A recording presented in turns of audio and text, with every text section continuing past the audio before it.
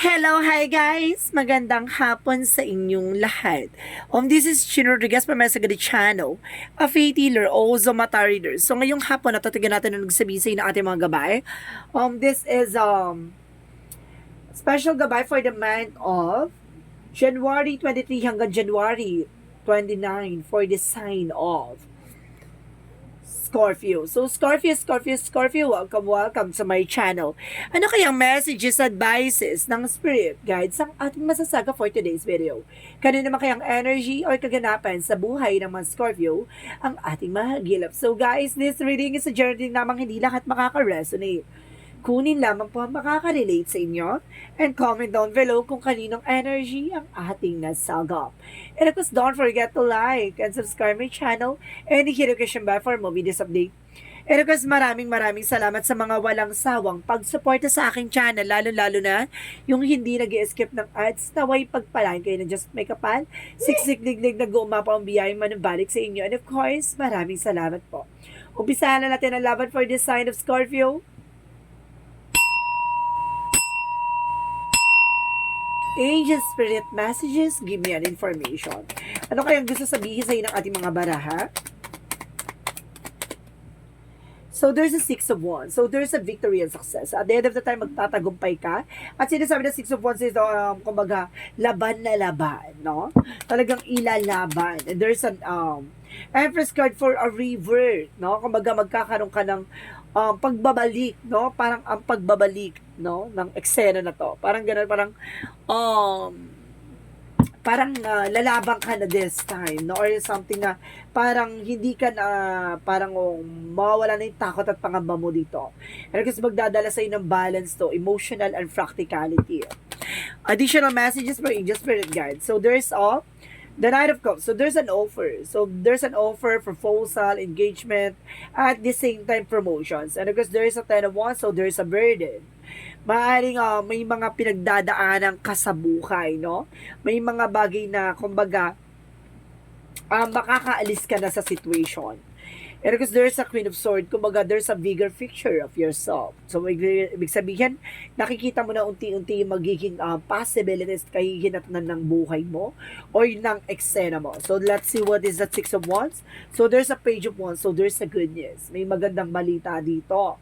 Maaaring maraming kaganapan sa buhay mo ang ating mahagilap. So, kumbaga, may mga bagay ka dito na parang, kumbaga, unti-unti mo nang matutuklasan o unti-unti mo nang malalaman.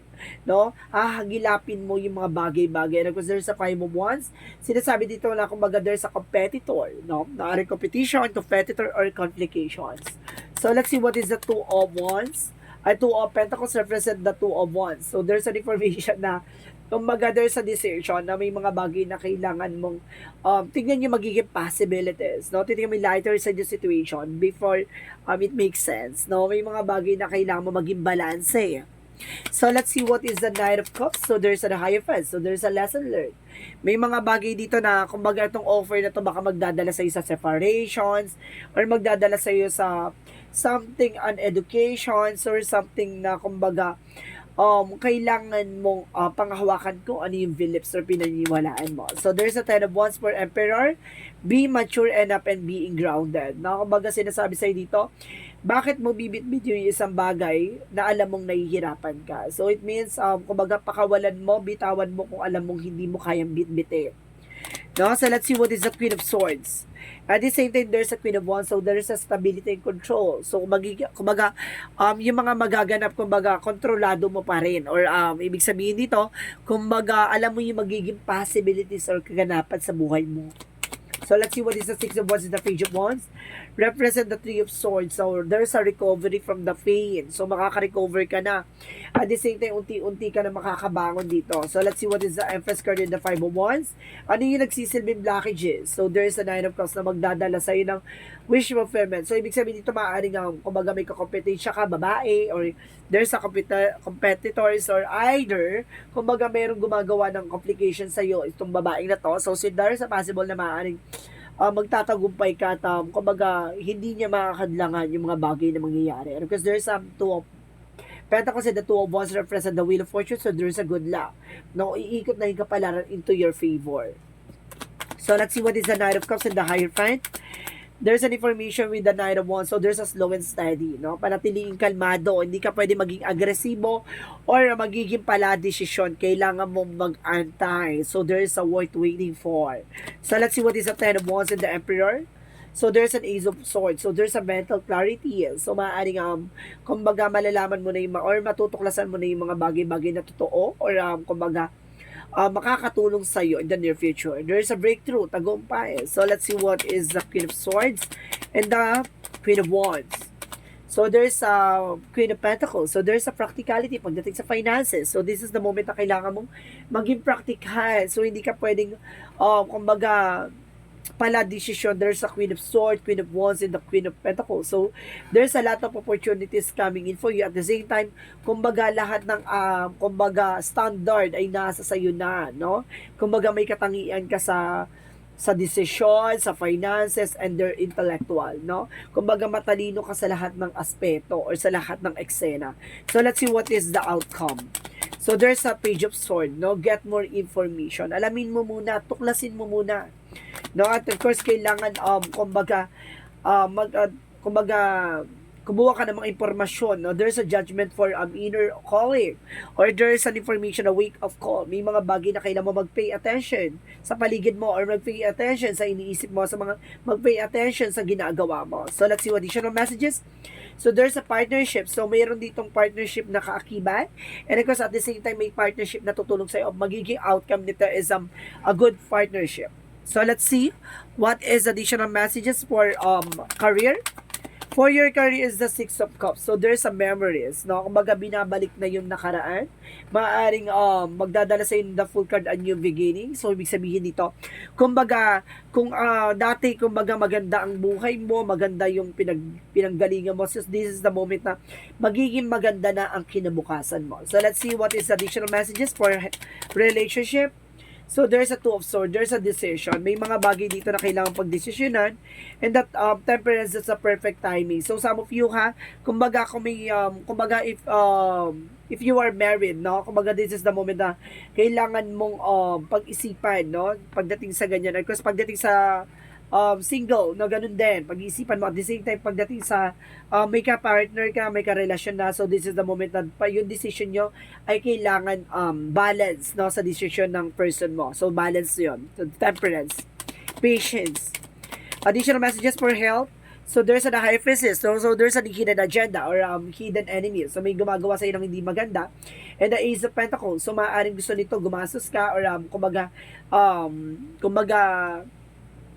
magkakaroon ka ng good health that because of good finances na papasok, malaking pera, at magdadala sa iyo ng stress-free, no?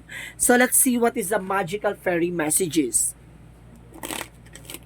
For magical fairy messages, get more information for a winter. So, there's a possible na the answer for your prayers and affirmation are fully realized in the winter months. So, darating na kapag taglamig na, no? Sinasabi sa'yo dito na maaaring matutupad na yung mga dinasal mo. At the same time, there's a new home. Magkakaroon ka ng bagong bahay. So, this is the moment na kailangan mo talagang mag-antay. No? This is a perfect timing. Huwag ka mag-alala, recovery. So, there's a destiny. The Wheel of Fortune is a bless. So, let's see what is the Yin and Yang Oracle card. So, there's a regret. No? May mga bagay na panghihinay or pagsisisi dito. And there's an Ace of Fire. So, may kinalaman sa Leo, Aries, Sagittarius. At the same time, there's a renewal. No? Magkakaroon ka ng panibagong eksena. There's a spark. And there's a revert. No? Kumbaga, sinasabi talaga dito na maaring new beginning is coming your way. At the same time, there's a decision. May mga bagay lang na kailangan mong pagdesisyonan. So, let's see what is the Romance Angels. Pagdating sa Romance Angels, Angel Spirit Guide, please give me information. So, there is a romantic feeling. So, ibig sabihin dito, pagdating sa love life mo, no, kumbaga talagang compatible kayo. And of course, mahal nyo ang isa't isa. At the same time, there is a release your ex. No, kailangan mapakawalan na yung ex na yun or hindi pa nakaka-move on your ex mo. And there's a trust. No, magtiwala ka sa process and progress. No, kumbaga, there's a trust. Kailangan mo magtiwala. So, let's see what is Archangel Michael. Messages. So, there is a new beginning and fresh start. So, magkakaroon ka talaga ng bagong simula dito. And of course, take your time to making decision. Kailangan mo ng oras sa pagdidesisyon. Hindi ka pwedeng pala decision this time. And write about your thoughts and feelings. So, ibig sabihin dito, sundin mo yung gut feelings mo and of course yung iniisip mo. So, let's see what is the chakra. Renewal. There's a possible na marirenew na yung panibagong eksena mo. At the same time, there's a faith. Dahil sa pananampalataya at tiwala mo, no? So, this is the moment na ipagkakaloob na ng langit sa'yo.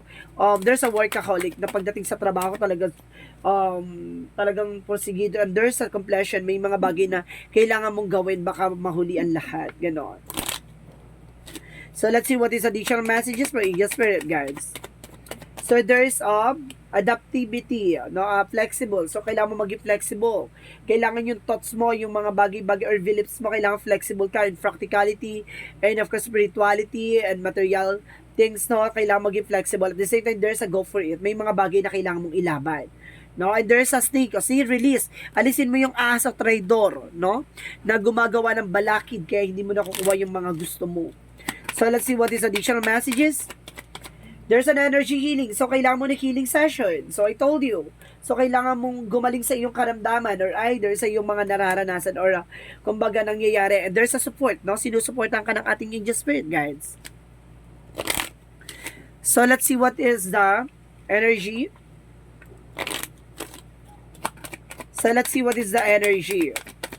So, there's a door to the value. So, ibig sabihin dito, talagang maraming salapi ako nakikita. There's a lot of dollar coming in for you, no?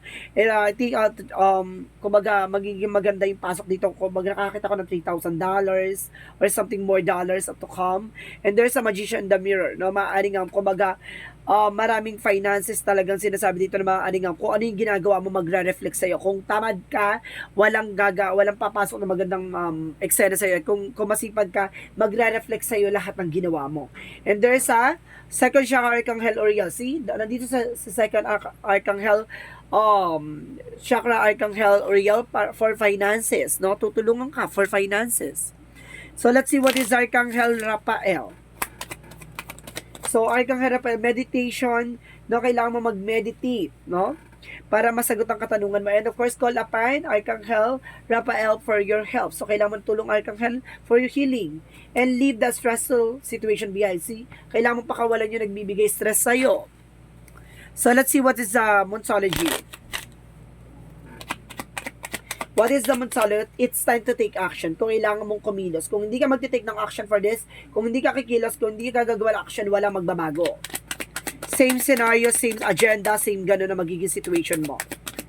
Additional messages. So, there's a war through your fears. No? Labanan mo ang takot at pangamba mo. And of course, additional messages for adjustment are required. So, kailangan mo mag-adjust, no? Hindi mo kailangan mag-chika-chika or mag-chismis ng kung ano sa buhay mo, no? Hindi mo kailangan sabihin sa kanila yung mga kaganapan sa buhay mo. Bagkus kailangan mo maging resilience, tahimik, forgiveness, no? May mga bagay na kailangan mo ipagpatawad, kailangan mong bitawan yung galit at puot mo. There's a denial, so ibig sabihin i-acknowledge mo yung fear, palitan mo yan ng awareness. So, let's see what is additional messages for Angel Spirit Guides. And of course, there is force don't follow. So, may mga bagay dito na, kumbaga, yung mga bagay-bagay na nangyari sa'yo, kumbaga, be a leader, no? Kumbaga, ikaw yung magbibigay, ikaw yung magsisibing pinuno sa lahat ng nangyari sa'yo. Kumbaga, you are also a creator for your own life. And there's what are your guidance? So, there's a rest. So, kailangan mo rin magpahinga, no? Body care. Pahinga. So, let's see what is the Jesus loving quotes. Ano sinasabi ni Jesus dito sa iyo is, seek you first the King of God and His righteousness and all things shall be added to you. So, ibig sabihin, ipapakita mo na sa iyo ni God yung mga bagay-bagay na kailangan mong matutunan at kailangan mong malaman, no? Bago niya ipakita sa iyo o bago niya ibigay sa iyo yung mga bagay na talagang kailangan mo. 'Di ba kailangan mo munang, kumbaga, gusto niyang makita mo yung magiging pagkakamali mo or may mga bagay na parang ikaw muna niya yung pinapatrabaho niya, ikaw muna yung pinapagawa niya para alamin niya kung ano yung aayusin sa'yo. Parang gano'n. Pinapakita muna niya sa'yo yung totoong eksena ng buhay. So, let's see what is the angel's answer. Angel's answer represent na you're ready. Basta maghanda ka. No, you're ready. At the same time, there's a trust. So, kailangan mo magtiwala, no? At the same time, there's in the near future.